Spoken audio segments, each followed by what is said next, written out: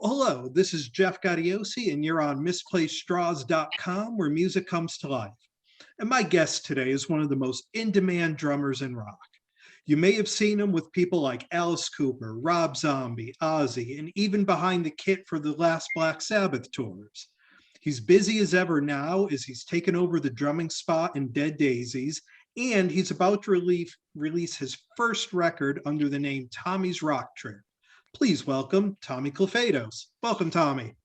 Hey, that was pretty good, Jeff. I appreciate it. I'm good. How you doing over there in Connecticut? Doing great, doing great. So this new record, Beat Up by Rock and Roll, it's out everywhere May 7th. And throughout your career, you've always been the guy that's kind of come in and given a jolt to an established band. Why start a brand new project from scratch now? Because there was nothing going on and I was really bored. You really want to know the truth. This worldwide shutdown has afforded me this big block of time. Mm-hmm. And, I make music and I got an offer to make a record. And, I kind of go, well, I've never done that. Yep. I've never put a band together. I've never written songs. I've never written lyrics. I've never done anything like that. So what better time than this whole year? It actually only took me 2 weeks. I wish I would have taken a lot longer. It would have filled up some more time. But I was either really good at it or really rushed and stupid about it. So we'll let the people who listen to it decide. Yeah, well, it came out great, so I think you were pretty good at it. Thank you. So it was just kind of a little experiment. I looked at it as a little experiment for me to make a cool little rock and roll record, first and foremost for myself. Yeah. And if people dig it, that's a bonus, Was it important to you that Tommy's RockTrip have the cohesiveness of a consistent band rather than just bringing in all kinds of guest musicians? Absolutely. I'm glad you said that, because that's why there's no guest musicians, because it's just like, people almost expect guest musicians now. I'm sick of guest musicians. I mean, there's great things that happen and stuff like that, but I wanted to make it more like a cool rock and roll record, possibly that when you listen 10 years from now, you go, oh, that's kind of cool. When you find these little hidden gem records, maybe from the 70s, or you put on like a Joe Perry project album that maybe wasn't so popular, and you go, oh, that's kind of a cool rock record. Yeah. If I could get a little tinge of that, maybe coolness, that's what I was after. And I'm not comparing to anything, but that was kind of the motivation. Again, I fully understand it's not going to top the charts and it's not Sgt. Pepper's, but if I could make a cool little rock and roll record that I created, then that's kind of a little gift to myself. Yeah. And it doesn't want to make me puke when I listen to it. So far, that's so important. Sometimes when you listen to things, you go, oh my God, is that me? But I was very happy how it came out. I accomplished what I set out to do. And at least what I heard in my head. Who joined you in the band on the record? It was myself, and it was a great singer, Eric Dover, sang most of the lead vocals on it. Great young bass player named Elliot Larongo, who played fabulous on the record. He's a great musician. A guitar player from Japan now, and then a young guitar lead player called, he goes by Hank J, I believe, because he has an even goofier last name than I do. Well, my last name. And I owe a lot of the way that the record came out to the great musicians that played on it. Yeah, and you said Eric does most of the vocals. You actually take vocals on 3 songs. I mean, I do. I take them to a dark place.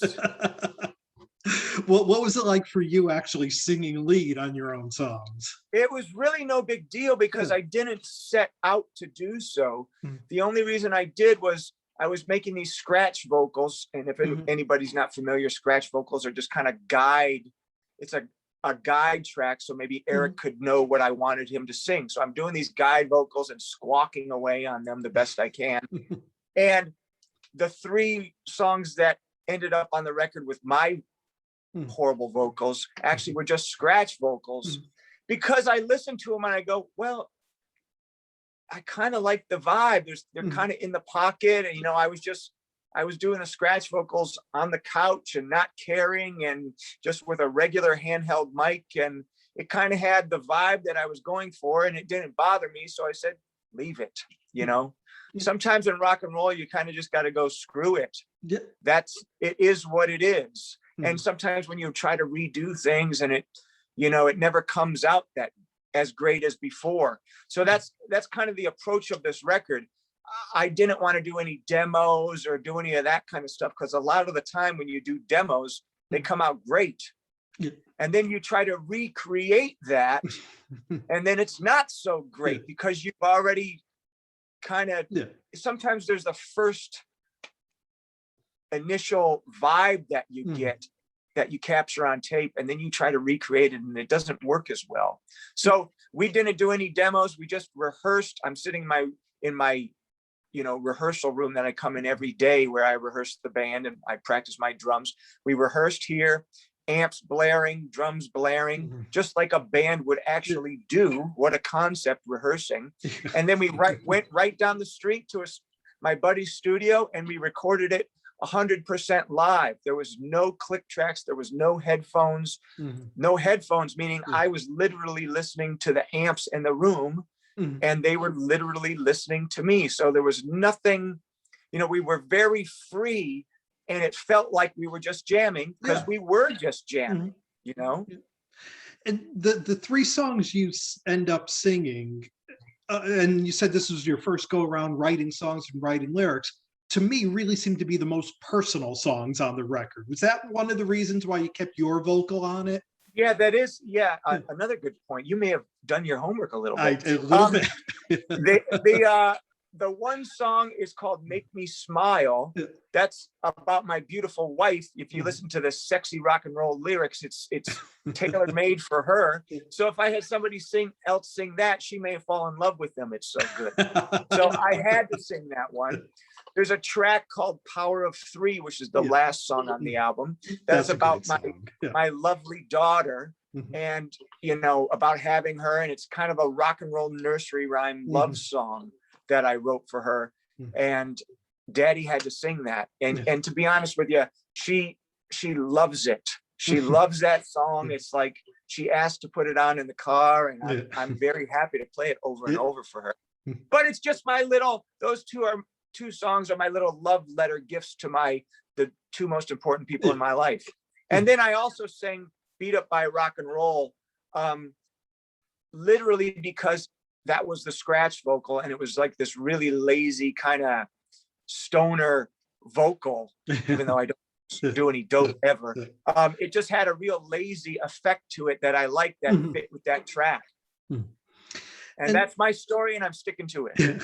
And I'm going back through your career a bit. You're a Detroit guy, and you played with some of the Detroit royalty, you know, Mitch Ryder, Alice Cooper, Ted Nugent. What is it about Detroit that just has such great rock and roll come out of it? Detroit is unto itself. You know, I didn't realize how special me growing up there and playing music there was until I moved to Los Angeles, where everybody's a wimp, basically. And I'm half joking. But it's a different thing out here. There's a lot more posing, and there's a lot more guys that they don't really know the roots of music. How I was raised. I was raised on a certain, there's a lot more blues-based rock and roll. I don't know about maybe today, but you know, that 60s, 70s thing, that was the epicenter of rock and roll. And it was all based on, you know, taking from blues guys and speeding it up and making it frantic, and so many great bands out of there. But Los Angeles is much different. You know, it's Sunset Strip, and I like LA. I met my wife here, and all that kind of stuff. But it's two different things. You know, even if you go back, it's Beach Boys versus Motown. It's the Eagles versus the MC5. And Detroit is just, it's grittier, man. It's cold. It's wet. It's gray. It's car factories. You know, just me personally, you're lugging your drums in the snow and you're playing dump bars. You know, bars out here are like kind of nice restaurants with like little nice music or something, or like the whiskey bars in Detroit. You know, people are when I came up, you're playing 5 sets. They're wasted. They're partying. It's smoky. It's filled with smoke. You stink like smoke, and everything's covered in beer. It's a little more hard edged. Just the life approach. Cars are rusted, and it's just different. You know. So the music reflects that. It's definitely harder edged, and I play that way. I play a little harder edged than West Coast kind of thing, and I'm very proud of it. I really love that style, and I wanted to capture the essence of where I come from on the record, meaning there's a certain tightness and there's a certain energy in Detroit rock without it being derivative rock, without it trying to be like, oh, I'm sounding like the MC5 or whatever, like Kick Out the Jams. Like, come on, it's been done and you're never going to do it. I just wanted to do my own take on it with the essence of that underneath. And if that makes sense. Retro's cool, and maybe to wear like vintage clothes are cool, but when it comes to music, you kind of got to do your own thing, or you're just a bad version of what you're trying to do. 100%. Yep. And you spent a lot of time in Ozzy's band. You did a bunch of tours with him.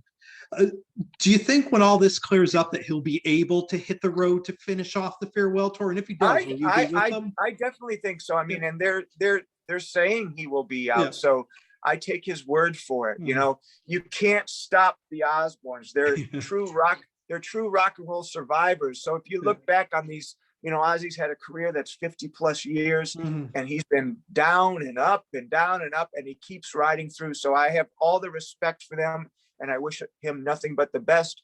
And I'm sure he's going to be rocking and rolling until he chooses not to do so.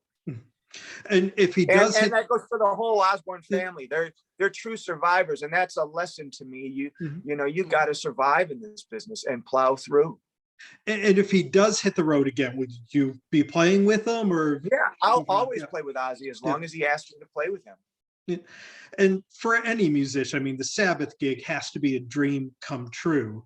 And, there's a little bit of controversy with Bill Ward, and then, Brad Wilk coming in to do the record. Did any of that carry over to the band, or once you guys hit the stage, was it just the 4 of you together? Carry over to the band? How so? Well, I mean, was there any tension or anything like that among them and, with you coming in as a new guy? To be honest, I've done it so many times where I'm coming in. I've always come in after somebody. You know what I mean? That was a higher level of that.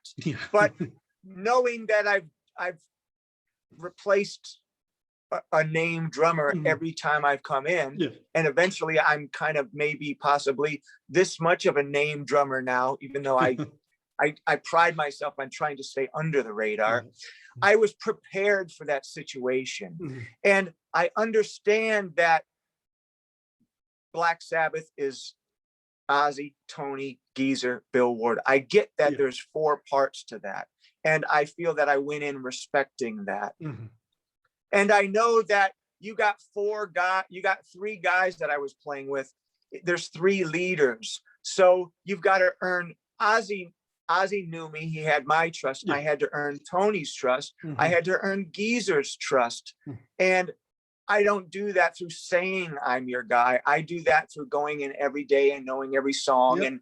And that's how you earn people's trust. So I think I won them over that way. And I think going and playing the gigs, I won the people over that way. There's always going to be naysayers, and that's part of the business. But my goal was to go out there and kick ass every day. And I can bet that nobody walked out of the show. No way. Unhappy. So that's the only thing I can do is do my best playing drums and just go through it.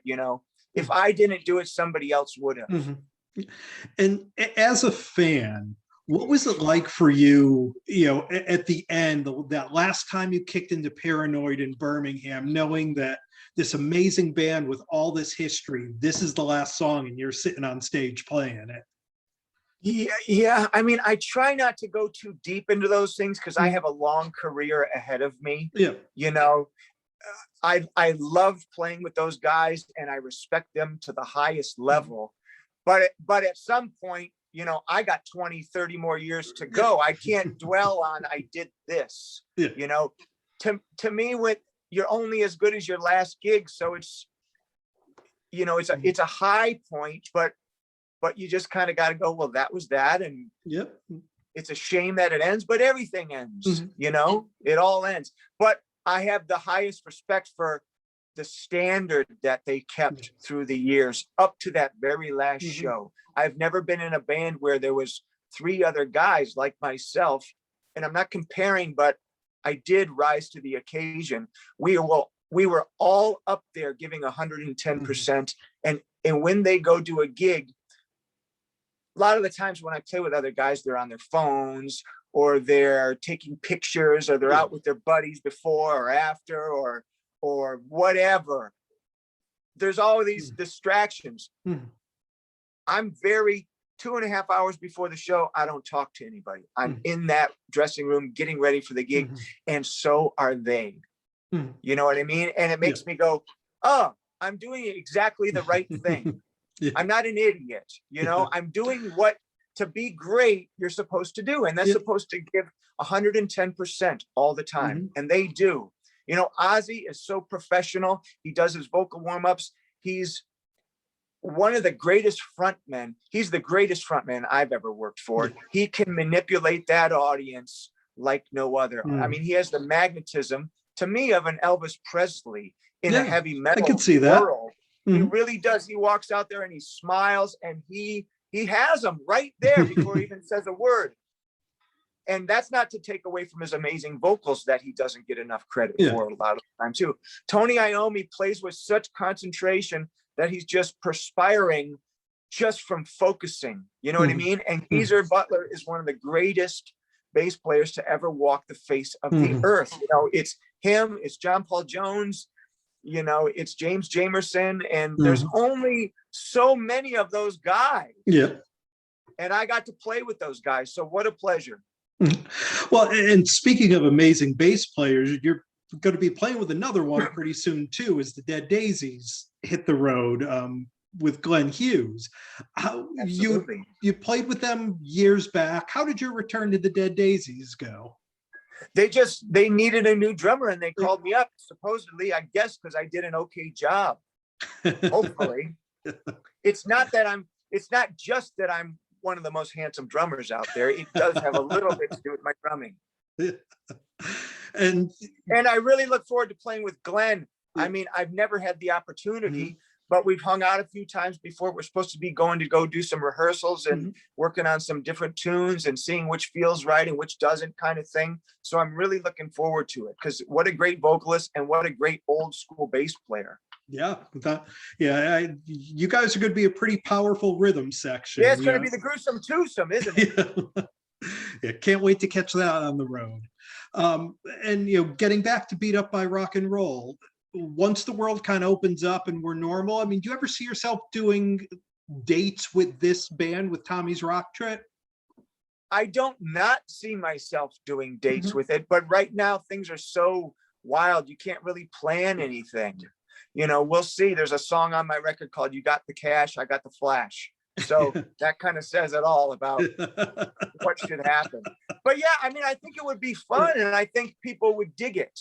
And I think I have experience to bring a cool live show, and I think the music lends itself to being played live. Oh, without a doubt. Yeah.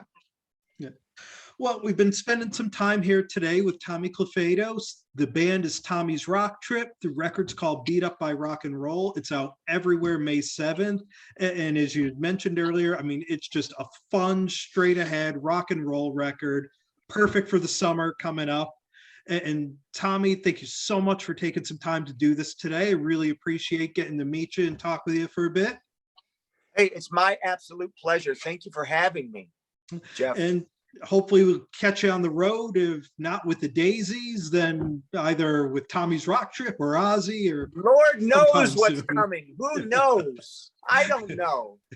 In this world, we don't know what tomorrow's going to bring, but I can guarantee you'll see me somewhere. Yeah. Well, best of luck with the record, Tommy. Thank you so much. Thank you so much. I appreciate it. All my best to everybody out there. I just got my second vaccine, so I'm fully remedied to come sit with you sweaty, bar-soaked rock and rollers. There you go. We're ready All right, for guys. it.